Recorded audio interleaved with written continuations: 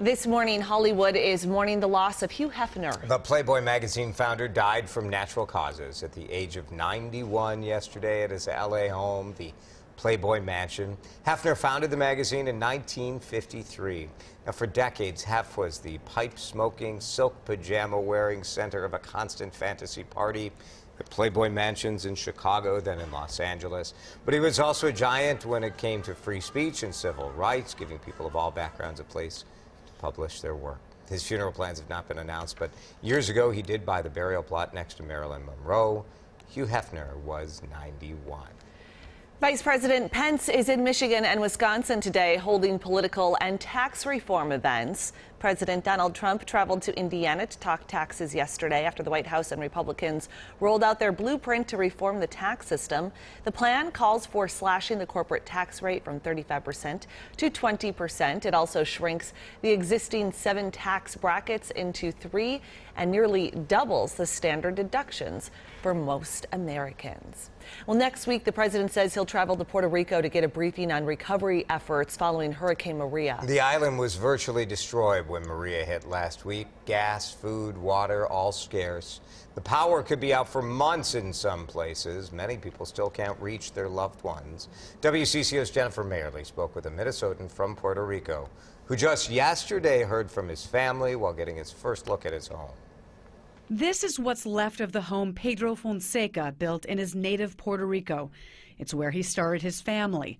He was able to reach an old neighbor who sent him the pictures. We gotta be realistic, you know, if you live in the Caribbean and you have a wood house, this can happen. The married father of 2 moved to Minnesota after Hurricane Hugo devastated the island in '89. It's hard for him to now see how Mother Nature unleashed her fury there again, with it taking down the electrical grid. He just heard from his sister for the first time. She's in shock. She doesn't say much. I was able to get a hold of a text. He remains concerned about his 85-year-old mother.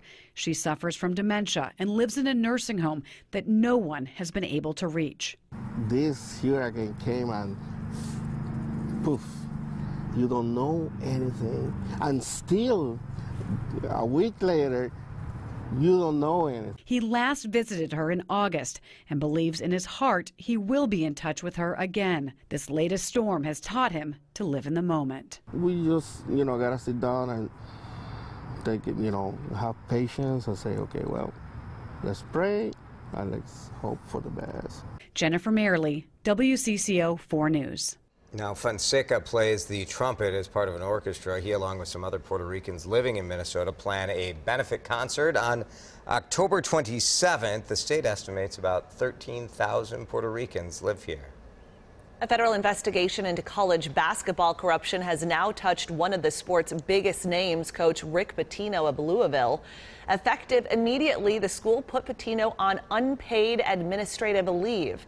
Athletic Director Tom Jurek was also put on leave after federal prosecutors alleged that high school recruits were paid more than $100,000 to attend Louisville.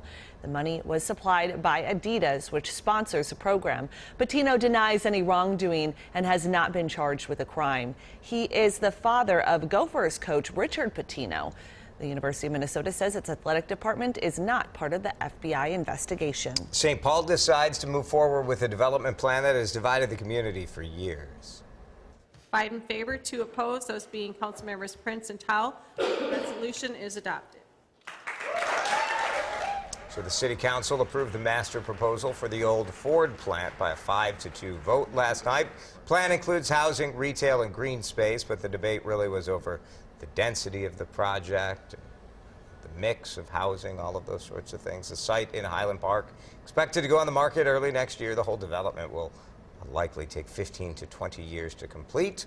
Our Mary McGuire will join us live from that site ahead at 5 with more details on the framework for this development. One of the largest plots of land, certainly the largest in St. Paul or Minneapolis, so that's why so much debate.